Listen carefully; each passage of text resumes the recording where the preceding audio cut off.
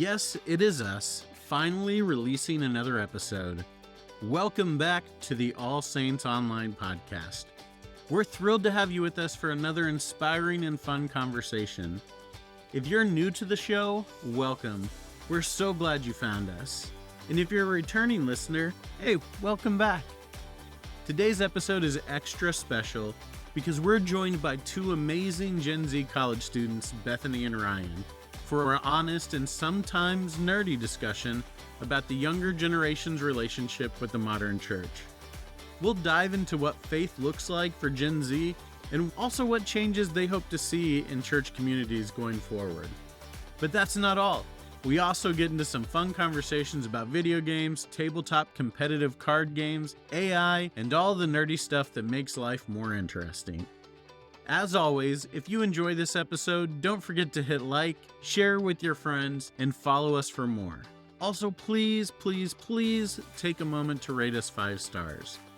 Your support helps us keep these meaningful and sometimes geeky conversations going.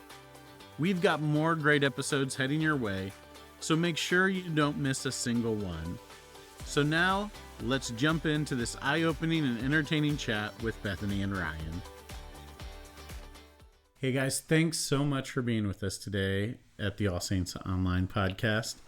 I love that you guys are here just as resident youths, if you will. Yeah, I know that's... Graduated, yeah.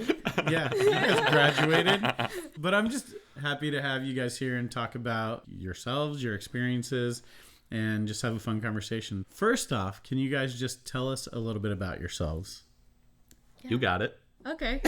I'm Bethany. I am a recent high school graduate. I'm 18, and I've been going to St. Andrews since preschool. I'm Ryan. I am also a recent high school graduate. Yeah. I've been going to St. Andrews since the summer after 7th grade. So what keeps you coming back to St. Andrews? Just the love from the people that are in the church. I've had little to no bad experiences with anyone from the church, and it's just always been a good time to come here and learn about Jesus in an area where I know nobody's going to say something stupid. For me, it's a safe place to say stupid things because... That's actually a fair point. In a healthy, kind way, in an educational way, we can learn from it way.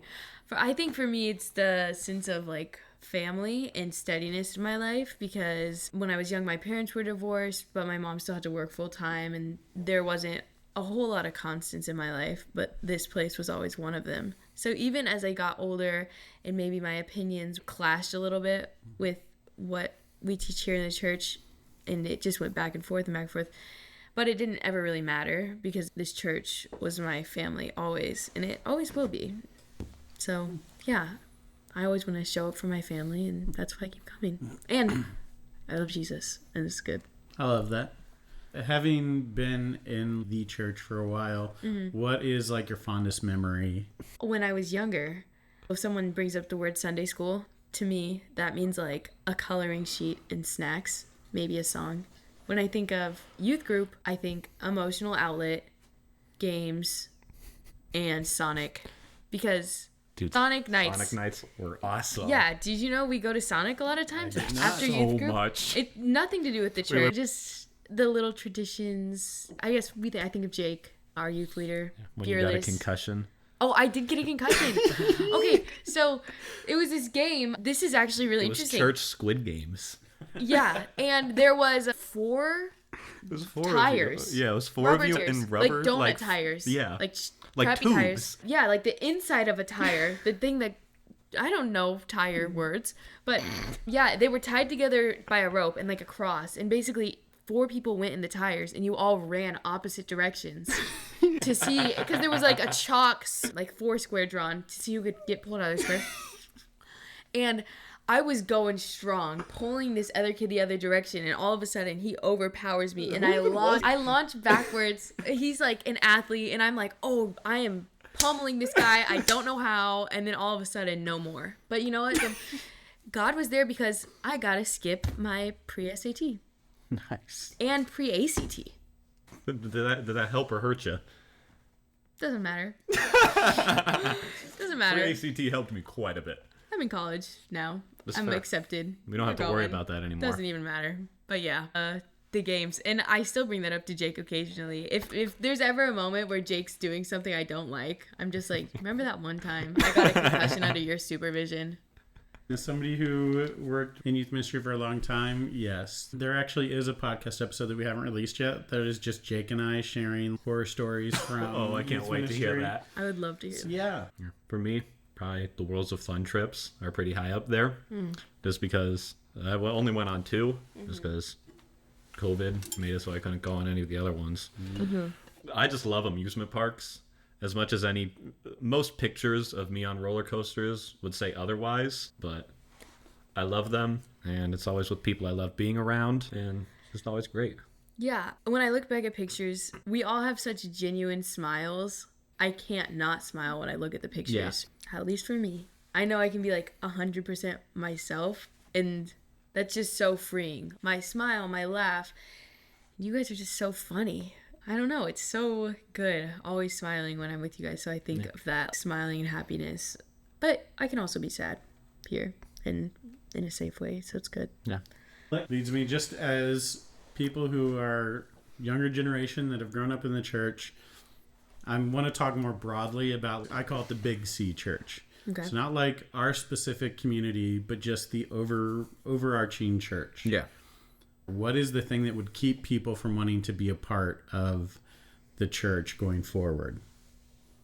Just for me, my dad is Catholic, and a lot of churches in that area, it's more about a fear of God rather than a love of God. And I think that's one thing that has been driving people, at least youth, away from the church in a lot of ways, is that they're seeing these things where you have to do this because otherwise God would be disappointed in you, and you have to be worried about that. But when you have people who love you, then they're like, hey, it's okay because everybody messes up in ways, and you shouldn't feel like God thinks you're lesser than just because you messed up, because at the end of the day, God still loves you no matter who you are. Yeah. I think a lot of times for my friends, when we're talking about stuff, and most of my friends aren't really religious, I hear a lot about their stuff, but I feel like a lot of times it's just when people are like, how could you be Christian when all this is happening in the world? Or this thing happened, or this thing happened. Why would God do that? And for certain things, it's not God. It's humanity, because we are not robots. We're not controlled by God. We are guided, and we have a path that he chooses, but we're not controlled like robots because he loves us and gives us free will. So, yes, humanity is a dumpster fire. Yeah. That is what we are. We're just not seeing the bigger picture, and we never will. And there's some people in the age of knowledge, we want to know. Teens want to know. Everyone wants to know the explanation, the reasoning for everything. And I don't mean in a scientific way necessarily. And it's called a faith for a reason. Yeah. And I feel like a quality that people aren't able to have a lot of times anymore because of constant gratification and constant, oh yeah, that's the answer to this. I really like the analogy. You can lead a horse to water, but you can't make it drink. And I think that's a good description of why these things are happening. God doesn't control us. God gives us a nudge to do things, but giving someone a nudge doesn't mean they're going to follow the nudge. It just means that they've heard it. Most of the time they know what they're doing is probably wrong because a lot of people are telling them that it's wrong, but they do it anyways because at the end of the day, they're doing what they want rather than following the nudge that they're given. I feel like a great other kind of analogy that I've heard about this is you're standing on a tightrope and you're about to fall over, and there's two hands to the side of you. One is God and one is the world, and you just have to grab that. But even then, always just picture God's hands always out. Yeah. And it's not even hard. It's in reach. You just have to grab it. Yeah. You just have to hold his hand. Yeah. It's more simple and inviting than some people might think. And that kind of goes with what you're talking about like fear. That's how I think some people feel, is a fear. What if I do it? I'm going to be confronted and I'm going to be so uncomfortable and not loved. And yeah, it's unfortunate. What I'm hearing is that we don't have to worry about any of this stuff when AI takes over. All right. That is so funny. That's why I think Alexa every night. Because eventually when AI takes over, They'll remember that I was polite to them. They'll keep you off the hamster wheel. gosh. Exactly. Which also really annoys my wife because now my younger kids do it too.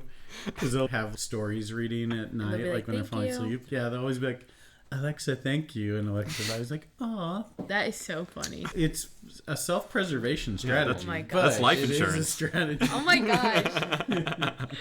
I'm like, look, if they take over someday, They'll remember me. we will be the Kindness ones will that win. will. I won't be playing a hamster wheel to power them. Exactly. We will have the best jobs from our overlords. You guys' brains go somewhere. My brain just never even goes. Techies. We're gonna be the good jobs. We're gonna be the people who are like bringing them new computer chips. All right. Exactly. We're gonna live in their palaces. They're robot palace. When they decide they want names, I am not AI. I am Arthur Ignatius. You're still Alexa to me, okay? Every time someone brings up AI apocalypse, I can never not think of the short story "I Have No Mouth, But I Must Scream," and it always messes with me. I always think of Wall-E, even though that's not really. That's a valid thing to say. No, that's fair. The pilot dude, the co-pilot. I don't remember anything about Wall-E other than like the feeling is watching it as a 9-year-old, and I was just like disgusted. When No. I was a kid, the No, no. co-pilot That's sad. made me too scared to watch the movie. It got to the co-pilot, I was like, I don't want to watch this anymore. But if you think about it, AI and automation, like with the adults in Wall-E, really, it's taken us to a space where we're no longer actually needed for the means of production. So what do we do as humans? So like Wall-E, Ready Player One, those types of things. That's the thing that we're avoiding. It's not really AI taking control of us. I think Like it's what happens more, when we're not needed. Yeah, what happens when we're no longer needed and our I don't know. money's not needed and our nothing's needed. I don't think we'll ever get there in our life. I hope not, to be honest. I don't know. I don't feel necessarily needed now, but I just want to experience what life has to offer. It's fair. That is fair. And I would agree with that. If people forget, especially in America, since we're so like work, if people forget that they also are here to live, That's fair. and you feel like you need a purpose or that you need to be like needed, then I guess it would be really sad if you didn't have a job anymore. But if you were just living, then it's just, oh, now I have more time to go camping and try food and stuff. Eat. Fair. Yeah. Yeah. I'm 100% on board with what you just said because it's important to have purpose. Yeah. But I don't ever want my purpose to be my job. And I think probably like I saw my parents do that. Yes. Going back to talking about like the Big C church, I'm really concerned about the church and its unwillingness to confront some of the negative things that have happened within churches. I believe that we have to account for that, but we also have to stop assuming that people should just believe what we have to say because we say it. Yeah. That was the thing. In my childhood, the pastor's saying it, the church is saying it, then I have to believe that. But now we have computers in our pockets. We can fact check in real time. And the fact that so many people still seem to be so scared of that fact check. If I tell you this, the Bible says this. No, it actually doesn't. Or it does. There's a whole context that you're not understanding in it. Yeah. Right. With just a little Google search can tell me that. That's a problem when we're unwilling to change and we're unwilling to reflect upon or accept that we, being the church, have done some really messed up stuff throughout history and even in modern history. And it's okay to accept that and to say, yeah, as humans, we failed you and we failed God in this area. Yeah. But we're going to try to do better. We're going to try to provide a space that's different. We're going to try to provide a space that does less harm. Doesn't mean that we're going to do it perfectly because we are still human. We are still going to get it wrong at times. But we're going to accept the part that we've had historically and some of the bad things that have happened in our society, in our world. But we can also, along with the bad, accept the good. There have been a lot of good things that the church has brought into the world. But as far as we as Christians going forward, we are going to try to do as much of God's work as we can and are called to. And we're going to do that by showing the love of Jesus Christ to everyone and anyone, regardless of what they believe, regardless of what they think. Yeah. And who they are. Yeah, and regardless of who they are, we're going to just be the love of Jesus Christ to them as much as we can be. But to do all of that, And to do it in an honest, real way, we have to accept that, one, we're going to get it wrong, but two, that we're going to try to do it in a way that does the least amount of harm. Yeah. I wish the church would put itself out that it was a community, because when I think church, I don't think like authority figure. When I think pastor, I don't think authority figure. I think the church is a community that I'm called to be in to deepen my relationship with Christ. My church isn't my religion. My church is just a building that I go to for other Christ followers. Yeah. So we can worship together. And I think of it like that. And when I think of my pastor, I'm like, oh my gosh, she and he, they are so smart about this. I can come to them for questions, but they're also people, and they're as relevant as a child in Sunday school that doesn't know much or only knows what they know. Like, the playing field is so level, and I mean that in a kind way. So along with that, kind of, again, Big C Church, what are some things that the church today can do to make way for younger people and younger generations coming into the church, staying in the church, being a part of the church? Because right now, your generation is leaving the church in the largest percentage numbers that we've ever seen in recorded history. Yeah. What is a way that the church can right that ship and make it a place that the younger generation sees as not just an option to be a part of, but actually want to be a part of and want to be involved in and want to lead? One thing that I think could be done is, a lot of times the churches that a lot of young people are seeing are these mega churches, that they're massive. They have these multi-million-dollar services. They're constantly bringing in so much money. And at the end of the day, a lot of the preaching is just to earn money and bring even more people so they can get even bigger. I think a lot of times they're forgetting that at the base of it, your church needs to be a community that everybody can be in. You need to have a church where people are comfortable enough to talk to a pastor without having to be on a massive wait list. And they need to be able to have that one-on-one communication where it feels like young people are on the same level as them, so that they're not being looked down on or just another person who's worshiping, and actually have that connection with the pastor. And a lot of kids these days are seeing mega churches on TikTok and on YouTube, and it's like they're not getting an accurate representation. There's lots of videos definitely mocking mega churches, and it's just, I think the internet kind of is making religion seem like a joke. So this might be somewhat controversial, but I don't think it's all the church's fault that people are leaving. I think it's a lot of society saying that individualized, you can do it all by yourself. You don't need anyone. I can do it.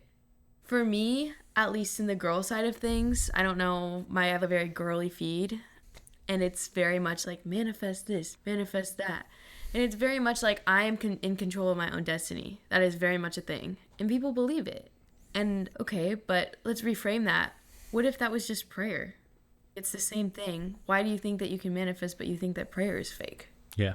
To a point, it's self-centeredness that has just not necessarily even their fault, just through culture that they think that they have, where they are the leader. And we need to remember that we're not. We're just a grain of sand on a beach. We're just here for the ride, but we're not God. We're not. And it takes a moment to sink that in. Could cause an existential crisis, but you are not that. And when you realize that you are not the main character, life actually gets so much easier. So nice. Pressure is relieved. You're so worried about what you're going to wear, what you're going to say, but nobody's really paying attention. In the scheme of things, it's okay. Yeah. Like, you're okay. Take a deep breath. And for the big C thing that you were saying, it's just like the statement, come as you are, sometimes it feels like you can't, which is sad. Yeah. I hope people are listening, because as an older millennial that has spent time out of the church, there was a time when I walked away from the church. I wanted nothing to do with God, wanted nothing to do with the church. But also as somebody who grew up in the church and has now spent a lot of my adult life working in the church and studying the Bible and doing all this stuff, I get really frustrated about the amount of churches that I see that say things like, come as you are, or all are welcome here. But then they have this sometimes spoken and many times unspoken list of come as you all are welcome as long as you're willing to abide by our list. Yeah. And I hate that. Or when they say, come as you are, all are welcome, and then you look at their staff page or their leadership page on their website, and everybody looks the exact same. Yeah. That has been so hard looking for colleges in my new town. If I want some place that's going to be involved in the community and is going to have small groups, it's a megachurch, which I'm not, who am I to judge? Like, maybe their intentions are true and real and good. The only person that knows their intentions is the person themselves. Yeah. That's like the one thing that we have the right to fully. I'm very pro megachurch because I have been in that system at one time and in one that was very healthy and very concerned, not with their outward appearance, but truly with how are we discipling our people? How are we spreading the love of Jesus Christ? I didn't work there, but I was a member there, and I spent a lot of time. A lot of my friends were on staff there. And I remember sitting and hearing conversations of people going, hey, we're really failing our people in this area. Yeah. We're really failing our community in this area. How can we do it differently? How can we go from this conversation and stop failing in this area? So there are some very healthy and very good ones out there. But I think that with the largest churches and the smallest churches, I've been in some of the smallest churches that you will ever see that were probably doing more harm in their community than anyone's actually willing to admit. But then I've also seen some that I'm like, you are amazing. You guys are doing humongous things to be loving in your community and to provide for your community and to love on the people in your community. And so it really, like, I've seen small churches I think have done a ton of harm to their people and some that have done a ton of good. Yeah. And so I think it all balances out. I just think that when it comes to that label like mega, we see that so much more. Yeah. And we have so many more people that are like trying to tear that down and stuff, which some of them admittedly absolutely deserve it. I'm a nerd when it comes to church. Yeah. So I'm always reading and watching videos and things because I love the church. I love the church enough to want it to be better. Yeah. That's good. And that's why I still do it, even though I get very critical of the modern church, especially in America. I will admit I criticize a lot, but the reality is I do that because it can be something better. Yeah. It can do more than what it's been doing. And it can be a safer space than it has been for many people. That's one of the things that I love in our faith community. You hear it all the time, all means all. And it's almost always followed up with, and we mean it. Yeah. I feel like we actually take links to show it as well. Yeah. Which is something that I respect in our faith community. Are we 100% great at it all the time? Probably not, because no human is. Yeah. But we're actually trying. We're identifying who the all is, and we're saying, how do we make it a better place for them, whoever them may be? I do love that. Actually, my favorite thing that you said was like when you realize you're not the main character. Yeah. This has been a recent realization of mine. Yeah. It's been good. I have a list of people I would like to just have you say that to. Like, just, hey, you're not the main character. Sometimes things just happen. Let's always be mindful, but it's probably not going to happen to you. Take a deep breath.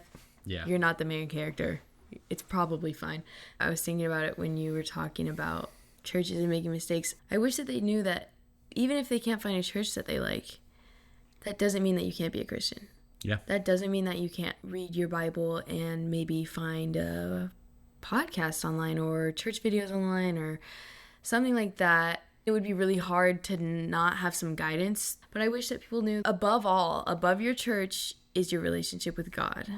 Because it can feel daunting to join a church. Yes, we're called to be part of one, but sometimes it takes time to find one. Sometimes it's not the right time, not the right place, and that's okay. That doesn't mean that you can't be a child of God, because you are always that, no matter where you are. If you're in the middle of the woods for months and you are not going to church, you're still a child of God. You still have the relationship. You can still pray. He's still there. And humanity is built as a community-driven being. We crave community. Yeah. We do crave other people and being in relationship with others. That's a very important thing. But I do think that what you're saying, especially now, we can rethink what that is. It doesn't have to connect with a building. It doesn't have to connect with... You can find that community in lots of different ways, especially nowadays. If there was a faith community that existed online, that was being built online to build people and build relationships in a way that was convenient to where they are, that's okay. That is church. That is real. That can be real relationships, even though people might not physically meet. So I just wish a place would really commit to that, like All Saints Online. That's yes. what we're trying to do. That's what we're doing. It's a shameless plug. Yeah. So we're starting to wrap up. So what I want to know is, recently graduated high school students, now college students, what is next for each of you? For me, I'm doing culinary arts, which I'm really excited about. It really takes up my entire schedule, but still finding more time to do nerd stuff and more time to go to Magic the Gathering tournaments and be absolutely destroyed by actual adults with actual money and $10,000 decks. I'm sitting there with my $70 decks going, oh, I can do that too. And then losing anyways, but really all the same stuff as in high school. When you said nerd, I didn't expect that we were going to go that far into nerddom. Very. But I respect. There's a trading card game. I've probably played it. Very nice. For me, I'm going to Colorado Mountain College studying nursing. And I guess as far as life, I'm intimidated to have my life surrounding school because that's dumb to me. I'm excited to find a new church, and I'm trying to alter my perspective on life to look at seasons as like a different ministry. So it's, what is my ministry now? Maybe my ministry at this new school, I've been doing some research. There's no like Christian club really or anything like that. So maybe my ministry is getting my education, but also starting a ministry within my school. And I'm going for nursing eventually, and I'm really excited because once that happens, it's a new ministry. What's my life ministry now? It will be that. And with the ultimate goal of being able to do travel nursing, and I have family in Zimbabwe, and I would love to go there and help some people, not in a savior kind of way, but in a let me give all that I have to you way. One thing I have to say is, there are way too many springs in Colorado. Got Manitou Springs, Colorado Springs, Steamboat Springs, Idaho Springs. They're all like 30 minutes of each other. There's a lovely hot springs there. Strawberry Hot Springs. Look it up. It's beautiful. Strawberry Hot Springs? It is beautiful. Have you ever been there? That sounds like a location in Red Dead Redemption. I don't know what that means. Okay. All right. A great video game. Very good. I think you would actually really enjoy it. Some video games are interesting to watch people play, but my fingers physically can't move like that on a gaming... What is this even called? A controller? Yeah, a controller. My hands don't move like that, and then I forget what A means and X and B and whatever the other letter is. I don't have the coordination for that, but I can play Fortnite. One thing I've noticed. I love Fortnite. I love Fortnite. People make fun of Fortnite. It is not that bad. One thing I've noticed is that people making fun of it are mostly people who played it in its glory days. I used to be like that. When you can look past... Yeah, it's changed a lot. That's how games that have been around a long time work. World of Warcraft has changed so much. RuneScape has 5 different versions of it. I like that you're talking to me like this. I can say something back to you about it. Yeah, because of this and I that. just need to make my point that games change. And I think people need to get over it. We don't need a million remakes of the same game. That's after Apples to Apples was made. Talking about card games and Cards Against Humanity. Every other card game that came after that wasn't an actual deck of cards is based off of one of those. And it's unfortunate. Yeah. I remember my favorite thing to talk about. I'm going back to nerd stuff, and I apologize, Bethany. No, it's okay. Magic the Gathering. Every time a new Magic the Gathering set comes out, someone always has to complain, no matter how good the set is. The most recent set, easily the best Magic the Gathering set that's come out in years. And people are still finding things to be like, oh, I don't like this because this does this. And who cares? It's a good set. It got more people interested in the game. For me, that's all that matters. More people having fun. The only Magic I enjoy is close-up Magic. Some games of Magic feel like that's what's happening. I remember I was playing in a tournament, and I lost before I even got to play. It was turn 1, and somebody just immediately was like, I have 1,000,000 tokens that all do 80 damage. You're dead now. It's okay. Guess I can go home. Been here for 30 seconds. Spent $30. Now I just have to go home. And I still have no clue what any of what you just said. But hey, Yeah. again, Some people listening will know what you're talking about, and that'll be good. That's what podcasts are for. Like, you're having a conversation with people. One thing I've learned is that somebody will always out nerd you. It's funny. I don't know what you're talking about, but it sounds cool. You can out nerd me any day, Ryan. It's good to know. And I'm okay with that. No, you should play Red Dead Redemption at some point. Red Dead Redemption 2 specifically. Red Dead Redemption 1 has a learning curve that you can figure out after you play Red Dead Redemption 2. You want to teach me in my uncoordinated fingers? I will teach you how to play Red Dead Redemption 2. Okay. Okay, yeah. I'll give you my Xbox. No, I won't. I have to continue replaying Red Dead Redemption. All right, so final question. Before we wrap up today, I ask everybody one person. They can be in history, they can be alive today, whatever it is. One person that you would like to have dinner with and why. Okay, I'll say something, but I just want to make a disclaimer. I could completely think of someone better in 2 minutes, in 5 minutes. So don't take this answer too seriously, but also do. There's this podcast that I listen to called Love in a Cottage, which is like a young Christian mom podcast, and I love it. It's very blissful. And the host is called Paige Geidel, and she had someone on. I don't remember her name, but I would love to have dinner with her because she has a life that I would like to have when I'm older, and just like an advice session on like, how did you do this? I would love to have that. And she seems like she would cook really delicious food. Nice. This is actually a really difficult question for me. Yeah, it's a really hard question.